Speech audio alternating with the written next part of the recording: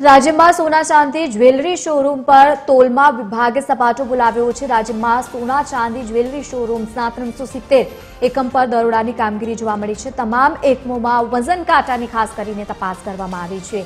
નિયત વજન કરતા ઓછું વજન આપતા હોવાની ફરિયાદો મળી હતી અને તેને જોતા કાર્યવાહી કરવામાં આવી છે।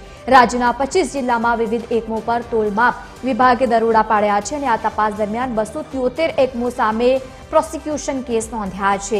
મુદ્રાંકન કર્યા સિવાયના વજન માપ ઉપયોગમાં લેતા હોવાનું પણ તપાસમાં સામે આવ્યું છે।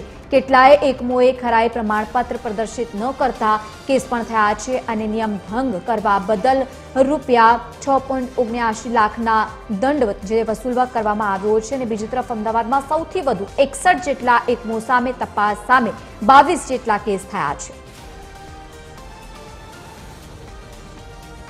વધુ માહિતી સાથે એસોસિએટ એડિટર સોનલ અરણકર જોડાયા છે। સોનલ, લગભગ જે પ્રમાણે અત્યારે સ્પષ્ટ જે આંકડાઓ સામે આવ્યા છે, તોલમાપમાં અહીંયા ક્યાંક ને ક્યાંક ગેરકાયદેસર લાગી રહ્યું છે કે તોલમાપ પ્રોપર નથી થતો અને તેને લઈને તપાસ કરાઈ છે। શું વધુ માહિતી?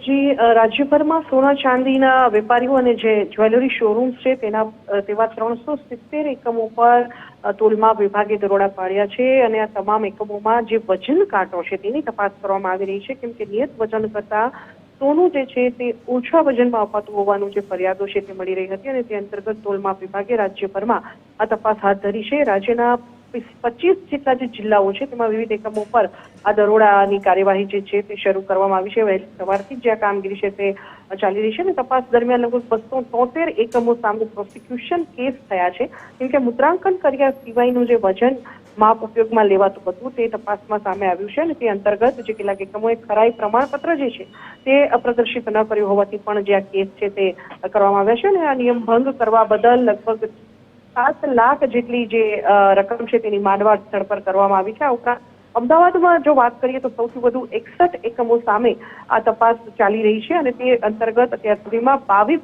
કેસ થઈ ચૂક્યા છે અને સાથે સાથે જો અન્ય વિસ્તારોની વાત કરીએ તો ભરૂચ અને નર્મદામાં 27 એકમો સામે તપાસ કરી આ 25 કેસ કરવામાં આવ્યા છે, જ્યારે જૂનાગઢ અને ગીર સોમનાથમાં 21 એકમોની તપાસ સામે 20 કેસ કરવામાં આવ્યા છે। આ પ્રકારે સુરતમાં 20 એકમોની તપાસ સામે 14 કેસ કરવામાં આવ્યા છે। તે અલગ અલગ જિલ્લાઓમાં સતત જે આ કાર્યવાહી છે તે ચાલી રહી છે અને તે અંતર્ગત જ્યાં જ્યાં પણ ક્ષતિઓ જણાય છે, જ્યાં જ્યાં પણ તોલમાપમાં ગેરરીતિ વજનમાં નું જે સાધન છે તેમાં ગેરરીતિ જણાય છે તો તમામની સામે સતત કેસ કરવામાં આવી રહ્યા છે અને અત્યાર સુધીમાં 370 એકમો પર દરોડાની કાર્યવાહી ચાલી રહી છે। જી બિલકુલ સોનલ, આભાર સમગ્ર માહિતી સાથે જોડાવા બદલ। તો જ્યાં પણ ફરિયાદો મળી હતી તેને જોતા તપાસ કરવામાં આવી।